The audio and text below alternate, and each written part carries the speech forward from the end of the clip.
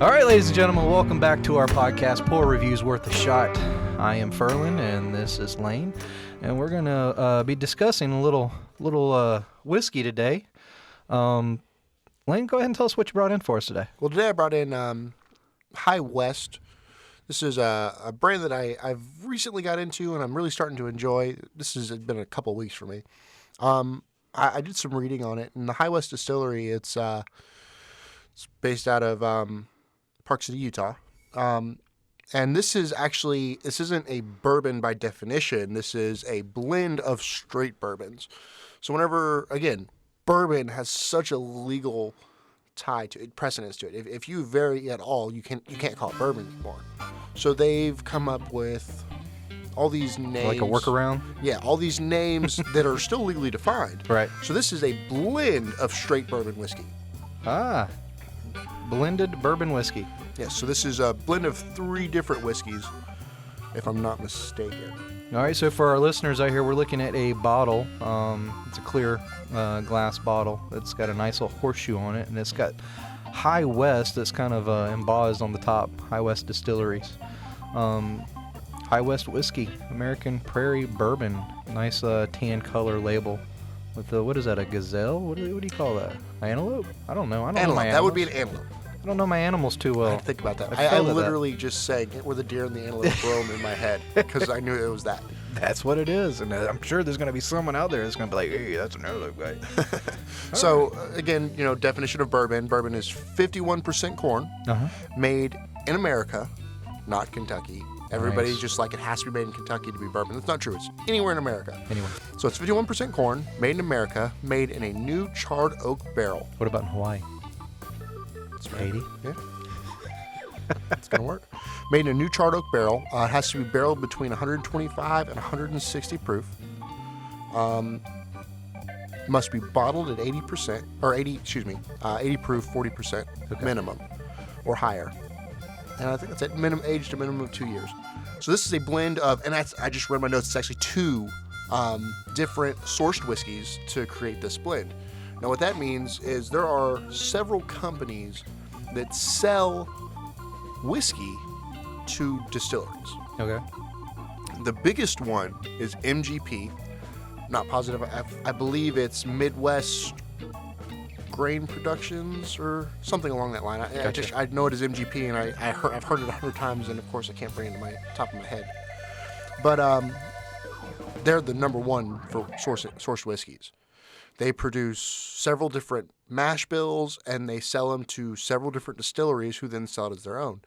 And the biggest thing behind MGP is they have such a good record of keeping their clientele secret. So that's pretty good. Yeah, unless the distillery itself openly states claims that, yeah. Yes, I'm using MGP, nobody knows what it is. Nice. Very, very, very well kept. Nice. Now this is MGP is sourced as one of the makers. The other one is an undisclosed source. Mm-hmm. It's highly speculated to be a Buffalo Trace blend mash bill. But that's speculation. They haven't released it officially. Gotcha. So the mash bill on this from MGP is 75% corn, 4% malted barley, and 21% rye. The undisclosed source is 84% corn, 8% malted barley, and 8% rye. So it's, they blend the two together, and this is their nice little blend. This is their entry level. This is their start, their flagship. Out of Park City, Utah. Now I noticed this one actually has a cork also. Yes, so. Wooden top, cork. Nice. It gives it a good hand feel. It's not varnished or polyurethane or anything, so you feel the grain when you get on it. It's a good wood feel. This is what a lot of people would think about when they think about an old whiskey bottle. Yeah, and I like the bottle because the embossing where it stands out here, kind of looks like an old medicine bottle, And then if you look at it, it's kind of got like these little speckles in the neck from the light passing through it. Oh yeah. Kind of looks like a little old recycled glass a little bit. Now, the biggest thing that I like about the High West Distillery, it was established in 2006. They donate 10% of their profits after tax to the American Prairie Foundation. So they're donating to the prairie to keep it Conservation. for conservation, and Nice. and that's an awesome thing. Me being an animal guy, that's always a great thing. Now this is 46%, 92 proof. Price point was about 30 to 40 for the entry level, and I believe they've got 5 or 6. I can only get my hands on about 4 of their products right now. And Is that at our local market, or is it? It's everything varies. They don't carry all of everything. They carry a little bit of some. Right. One that I'm really excited about getting that I have not gotten yet is High West Campfire, which actually has a blend of Like a smoky. peated Nice. whiskey, so it gives you the smoke The of smoke. a campfire. Yes. So that's one that I'm going to be really excited about trying. Nice. I'll go ahead and get a couple pours going. Nice.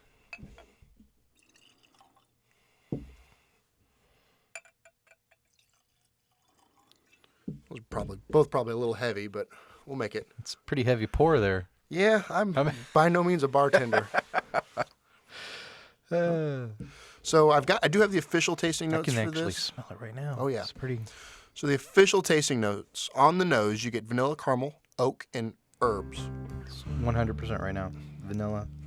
This taste is smooth oak, sharp spices, honey, and sweet. And it's got a long, sweet, and spicy finish to it. Yeah. God, it smells wonderful. It actually almost kind of smells like a honey whiskey. Yeah, it's got that really sweet. Just it's beyond a sweet bourbon. Bourbon is always sweet. Anytime you drink bourbon, it's going to be sweet. Or the only thing that's sweeter than bourbon, in my opinion, is rum. Right. Now this one, it's got a relatively low alcohol, so I can put my whole nose in there and I can get a good strong whiff, and not worry about getting a whole lot of sinus burn. Right. Versus even getting up into your higher 90s, 96, it kills me. I can't get a good smell, good nose. And don't make the mistake. The first thing I did as soon as I got one of these glasses, a tulip glass, I put my nose in it and I exhaled, and it all went straight in my eyes. I do want to do, we'll touch on another video. I've got a few different types of glasses. Okay. And we'll touch on that and kind of experiment with, we'll pour several shots of The same liquid in it. same liquor, and we'll kind of nose it all and see what we think about the different glasses, see what we're a standard glass like you get at a bar versus a tulip nosing glass. Now, as far as color, this doesn't look like it's too much of a dark color. It's really nice, light caramel, golden. This does not have an age statement, so I'm not sure how old it is. It's a mix of 2 bourbons, so it's minimum 2 years old. Minimum. But again, I don't have an age statement. Doesn't have that really dark tone to it, but God, that flavor is so wonderful. I get the sugar. I don't find vanilla in this. I smell honey. Oh, honey's overpowering. That's why I said it Yes. smells like a honey whiskey. Let's give it a shot. Yeah.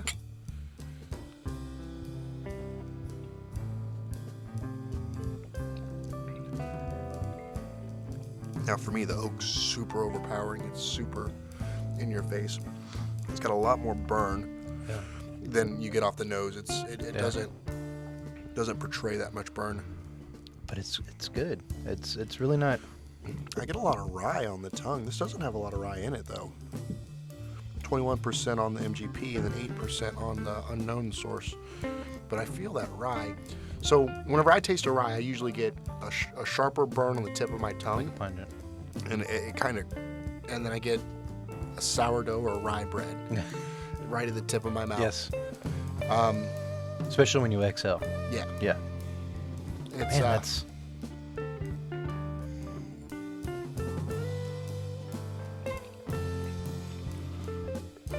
oh yeah. The corn is of course it's going to overpower any of the rye flavor, and it's going to be dominant. I'm but gonna be getting- honest. This is a nice glass here. I mean, I like this. This is something that I could see myself sitting down on a Friday evening and just pouring a little glass and just sipping on it a little This to me is what I would classify as just a typical bourbon. Yeah. It's not too sweet. It's not too spicy. No.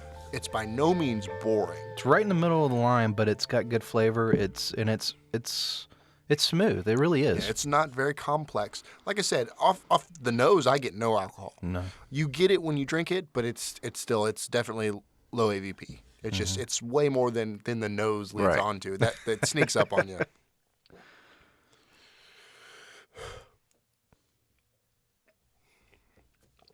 My favorite time. We're gonna add some water to these. We're gonna test it out. You know, I did notice that it did look like it had a little bit of oil content to it, Yeah, it's, sticking to the glass a little. Now, for everybody that's listening at home, or on the road, or wherever you may be, basically all he's doing is just putting a few drops and a little bit of the whiskey down at the bottom. And according to the idea behind this is, from what Lane was telling me last time in some of the fewer episodes, if you're just now listening to us, as the water drops in, it pushes down, pushes the oil up, and it changes the actual chemistry. Yeah, it takes all the water-soluble aspects to the whiskey, and it kind of pulls them all towards the bottom, then it pushes that oil up to the top. Now, whiskeys are naturally oily, and they do kind of mix well over time, but just adding that water, it shocks it and it draws it up real tight. Let's give it a taste.